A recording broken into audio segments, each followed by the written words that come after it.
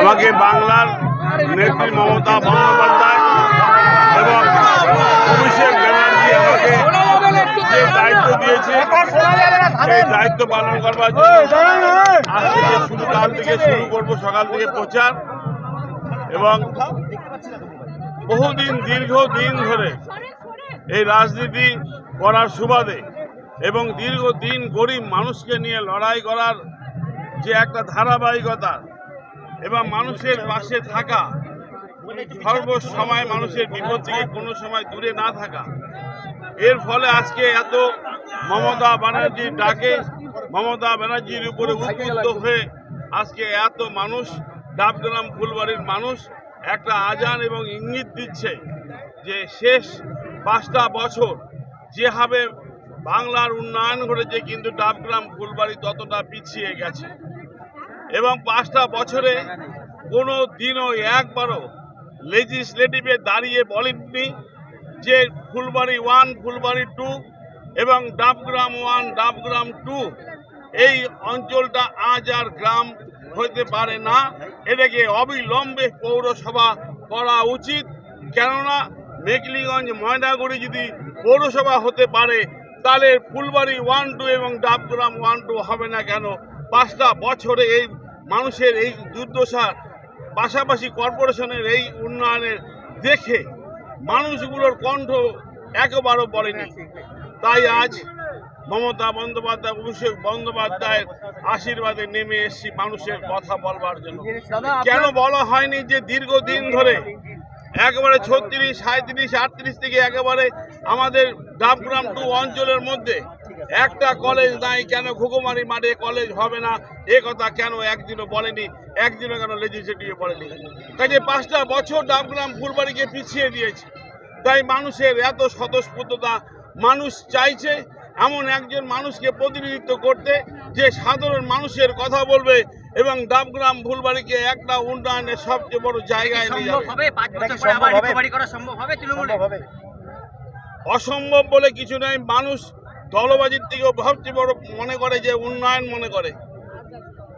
মনে করে বলেই এবং মানুষের পাশে থাকি বলে 2004 থেকে 2026 অবধি মানুষের আশীর্বাদে কাউন্সিলর আছে। কখনো ডেপুটি মেয়র, কখনো চেয়ারম্যান। অবশ্যই কোনো ভোট নাই, কিন্তু ভোটের নমুনা অবশ্যই হতে পারে। লোকসভা ভোটে পিছিয়ে থাকা, বিধানসভা ভোটে পিছিয়ে থাকা, এটা কি রিকভারি করা? কোনো পিছিয়ে থাকা নেই। মানুষ উপলব্ধি করছে যে 5 বছরে কোনো উন্নয়ন হয়নি এবং এই বিধানসভাটাকে পিছিয়ে গেছে। দাদা, আপনার বিরুদ্ধে যিনি প্রার্থী তিনি একসময় কেন এখনো আপনার খুব কাছের লোক, কি বলবেন আপনার বিরুদ্ধে প্রার্থীকে নিয়ে? উনি আমার মা হন। আমি আগামীকাল সকালে ওনার কাছ থেকে আশীর্বাদ নিয়েই আমি প্রচারে নামবো। কাজেই আপনার মারি তো ক্যান্ডিডেট নেই, আপনি বলছেন কোন ক্যান্ডিডেট একটা নয়, দুটো ক্যান্ডিডেট। কারো ব্যক্তি কারো বিরুদ্ধে প্রার্থী আমি নই। আমি একজন প্রার্থী যে একটা আইডিওলজি, একটা বিশ্বাস, একটা আদর্শের উপরে দাঁড়িয়ে একটা রাজনৈতিক দলের একটা প্রতিনিধি মাত্র আমি। আমার উল্টো দিকে যারাই দাঁড়িয়েছেন, কেউ বা মার্ক্সের উপরে আদর্শের উপরে দাঁড়িয়েছেন, কেউ বা অন্য কোনোভাবে একটা আদর্শের উপরে দাঁড়িয়েছেন। লড়াই হবে আদর্শের বনাম আদর্শের, লড়াই হবে উন্নয়ন বনাম উন্নয়নের, লড়াই হবে ভারতবর্ষের একটা অখণ্ডতা সংবিধানকে সংকটে নিয়ে যাওয়ার প্রচেষ্টা, তার বিরুদ্ধে লড়াই হবে।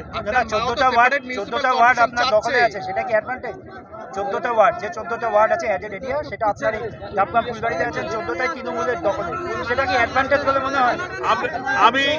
আমি বলছি এবার শুধু 14টা ওয়ার্ড নয়, ডাবগ্রাম 1, 2, ফুলবাড়ি 1, 2 নয়, পুরোটার মানুষই দাঁড়িয়ে আছে উন্নয়নের পক্ষে, উন্নয়নের বিপক্ষে নেই।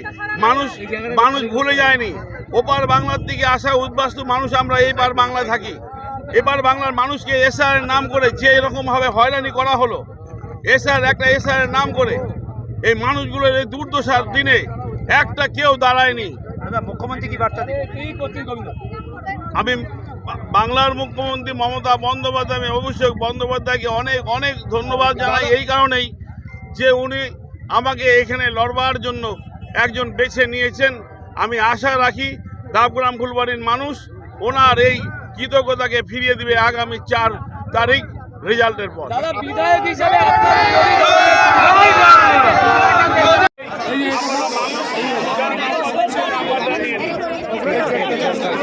বলছি